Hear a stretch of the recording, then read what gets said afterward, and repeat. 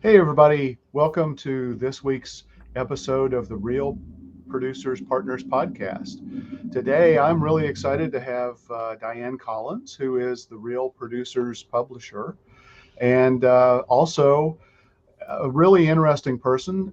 She loves to travel, I believe you're a trained chef, also a Master Scuba Dive Instructor. Is that correct? Yes, And you like to tie travel, food, and scuba all together as much as you can. Is that right? of course. Yes.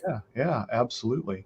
Well, that's awesome. So I love food. I don't think I'm nearly as adventurous as you probably are in terms of my taste, but uh, but yeah. So all right. So tell me a little bit about the Real Producers publications that you work with. What markets you cover, and how you got into doing this.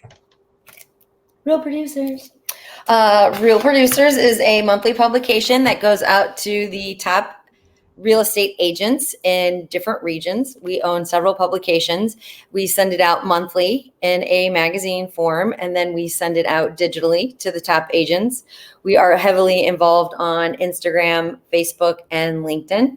Then we have our own website as well. The markets that we're currently in is New Orleans, Louisiana, Metro East, Illinois, St. Louis, Missouri, and I am in the process of launching West Valley, Arizona, which is on the obviously west side of Phoenix. Okay. All right. Cool. So, so in your words, what problem do you solve for real estate agents and their partners? So real estate agents don't always know the right vendors to use. So what we do is we kind of bridge the gap between carpet cleaners, mortgage, title, home warranties. We find the best of the best, and then we bring them together with the real estate agents so that they know that they are using the top of the line people. So we don't ever cold call anyone. We actually interview the real estate agents, the top 500. We ask them who they're using for all of those services. Everything from title, mortgage, carpet cleaning, air duct cleaning, medical spas, you name it, financial advisors, cleaning companies, anything that they're using. We take all these leads after somebody's been nominated or suggested, 2 or 3 times. Then we reach out to those vendors. We never just randomly see a commercial on TV and call that person. You have to actually be suggested to us by a top producing agent. Okay. So how do you identify the top producing agents? We use the standings of last year. Okay. We have to be a top producing person from last year. And then Okay. we go through the list. Then we contact them. And so to be on the cover, you actually have to be one of the top 50 to 75 of last year. Okay. In our publication, you can't pay to be in the magazine. You have to be a top producing agent. You have to be nominated by a top producing agent, or you have to just be very well liked in the community. Okay. All right. Awesome. So, tell me about something that you've done in regards to marketing or strategy that has really been a key to success in your business. We hold exclusive events. So we do a monthly happy hour that is with one of our partners, John Morgan with Premium Cabinets, which is in Fenton. It's a big showroom of kitchen bath. It's amazing space. So we do a monthly happy hour there that we invite all of our partners and real estate agents to. We currently do a partner realtor lunch. We do out in O'Fallon. So we kind of break up where we do our events. So we hit different people. And in that lunch, we bring in agents who have been in the magazine or who are coming up in the magazine. The partners buy their own lunch. I pay for the realtors. And it's a way for our partners to get to know the realtors personally. So it's agents who have been in or coming up in the magazine. And then we hold big quarterly events. So our partner lunches are about 30 people. Happy hours are 40 to 60, just depends on the season. And then our quarterly events are usually 100 to 200 people. So we really provide small, medium, and large events, depending on what your personality is. Okay. And then our big events, we have food, drinks, valet parking. We've done live music. We've done DJs. We've done them at the Lamborghini dealership, Rock and Brews. We just do them in all these different unique venues. Everything we do is usually during the day. So it just creates a great atmosphere for real estate agents and our partners to network. Okay. And do you do those in each of the four markets that you mentioned? St. Louis right now is where we're doing the happy hours and the partner lunches. Everything else right now is doing the quarterly events. But then as we grow, they'll get more events. Yeah. Okay. All right. Cool. So let's hop back over to more personal stuff here. So tell me the most interesting place you've been to, and what were you doing there? Oh, I don't know. I used to live in Guam. I lived in Guam for 7.5 years, so that's an interesting place. People right now are always talking about the gas prices. Gas in Guam was $4.85 every day, all the time. So this gas price doesn't even faze me. A gallon of milk in Guam is $8. So everything is imported. So what's happening right now is not phasing me. It's an amazing place to live. It was like Hawaii and Mexico had a baby. That's what living in Guam is like. Wow. It's basically on the other side of the world. It's a 24-hour travel. But once you're there, you can literally go to the other side of the world in 1 hour, 2 hours, 3 hours. So I went to all through the Philippines, Bohol, Borneo, Sipadan. I went to all these places I didn't even really know about. Spent a lot of time in Bali and Indonesia. But then recently went to Africa. Recently I've been traveling more. I went to France, took my mom to France for 2 weeks, went to Ireland for 2 weeks. So I've gone to so many places. I just like to experience other cultures. I think one of the most interesting places is going to third world countries, which is Philippines, Indonesia, and seeing how people live. Yeah. Guam isn't a third world country, but things cost so much there. You really realize how the US is so materialistic.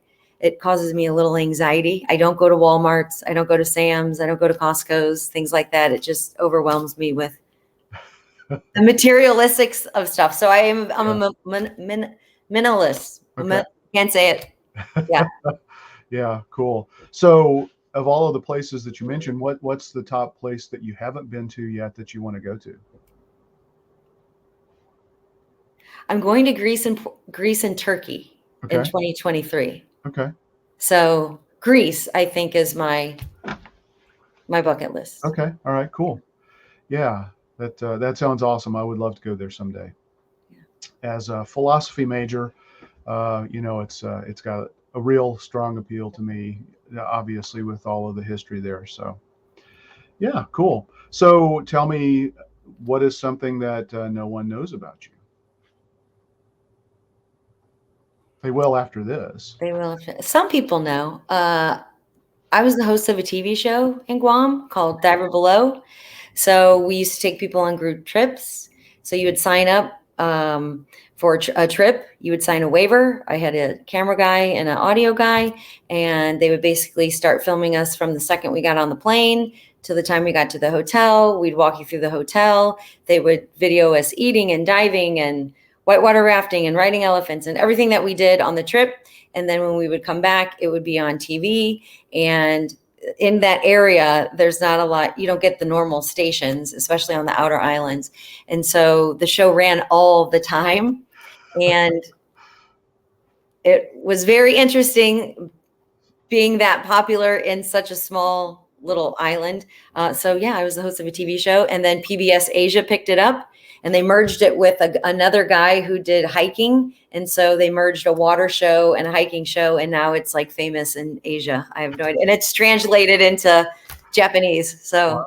I've never seen it, but it's there. It's out there. Yeah. Are episodes available online? I don't even know. I've never researched it. It was something I did. Yeah. Yeah. All right, cool.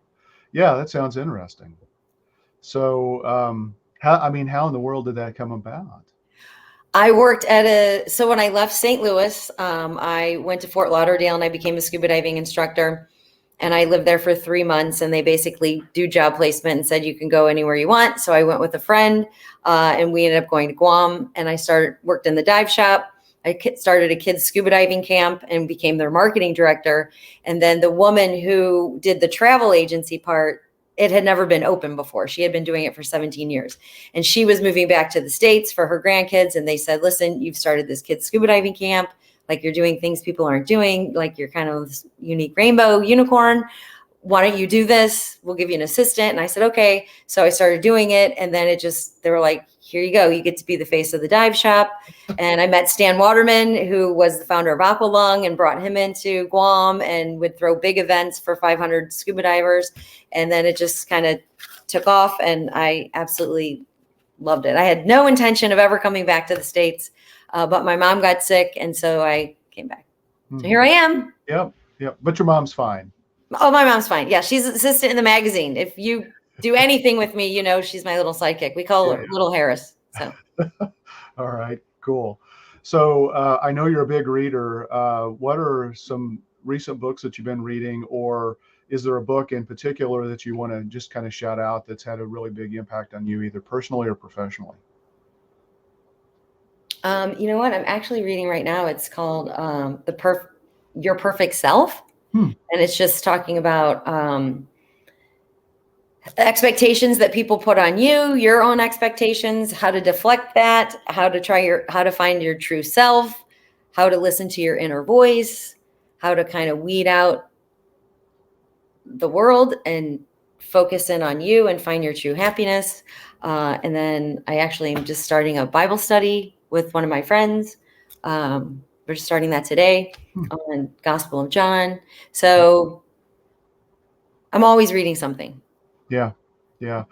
One of the things that I love my job is in digital marketing, but one of the things that has become challenging for me is the pace of change in digital marketing has been so fast that I don't get to read for pleasure as much as I used to and want to.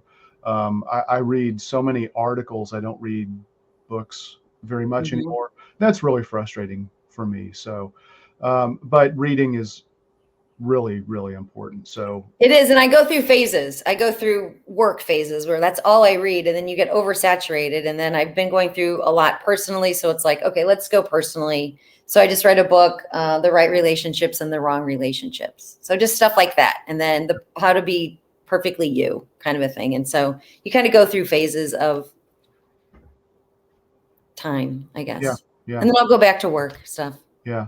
I mean, for me, I think I love that you do that, because for me, self-awareness and understanding is fundamental. I mean, it makes your life more meaningful. I think it makes you a better human and participating in whatever community you're a part of, whether that's, in your workplace, in social groups, or society as a whole. So it's, well, and your life can't be all work.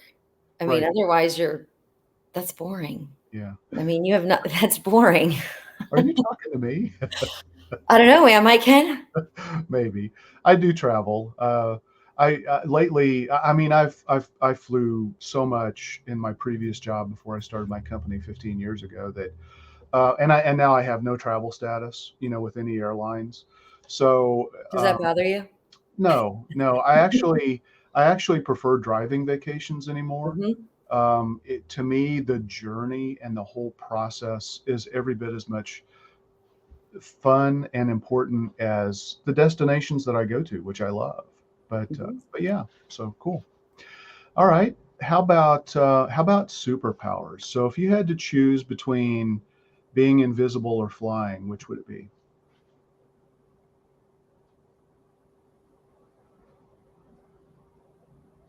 Flying. Okay. Flying. Why?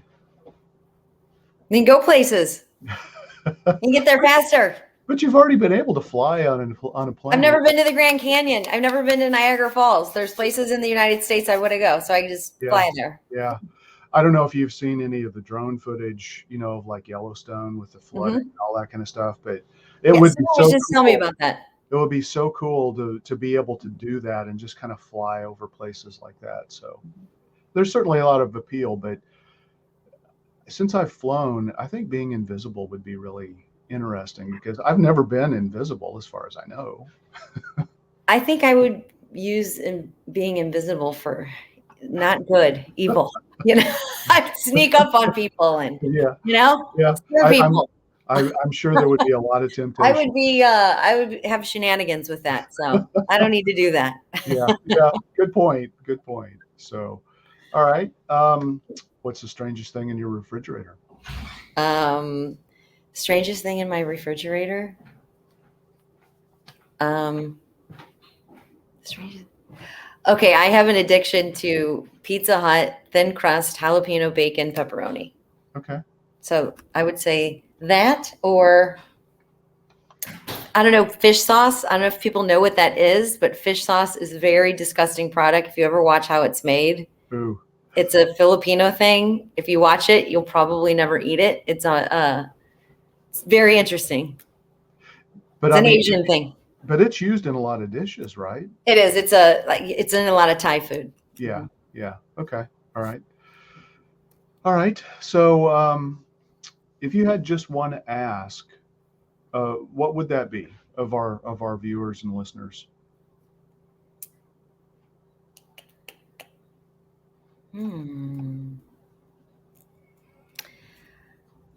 I am constantly trying to grow the Metro East Real Producers. And because it's such a spread out territory, it's a smaller market.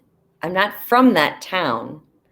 It's harder for me to find the right partners in that area. So it would be, if you're a business, if you know of a business that likes to get in front of real estate agents that you think is a good fit for our publication, send them our way, because that just always seems to be a challenge to find the companies that are not just one-man shows. One-man shows are good, but also, the middle range businesses, kind of a thing. Yeah. So how big is the Metro East area? We do the top 300 agents. We send it out to the top 3,000, but we go from Alton to Highland to Belleville, Caseyville, all the way down to Columbia to Waterloo, and then all the way up like through St. Louis, kind of a thing. So it's kind of like this big D.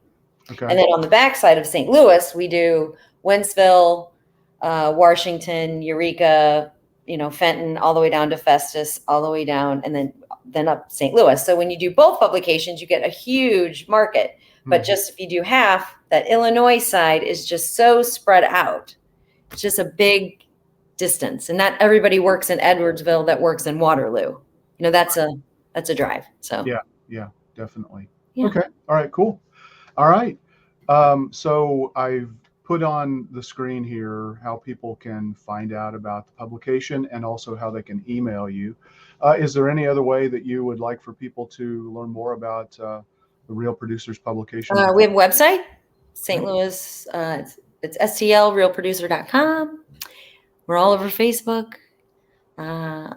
Just so people know, I have an assistant that posts on Facebook for me. That is not always me, because people say, how do you do that? I have people that do that.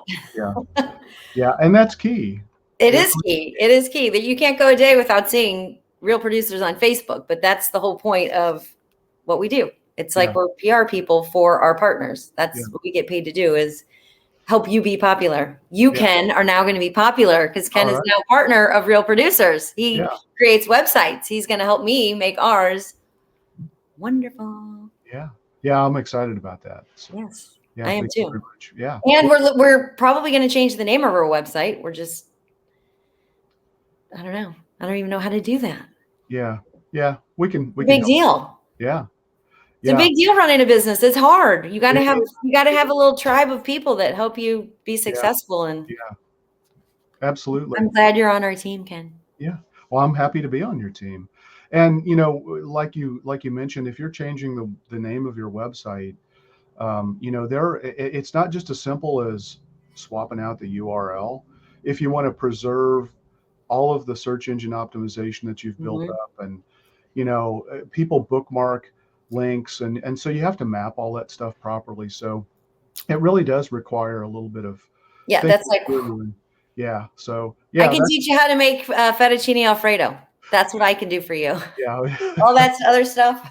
Yeah, I hear you. Well, and I do a lot of cooking, but nothing sophisticated. So All right.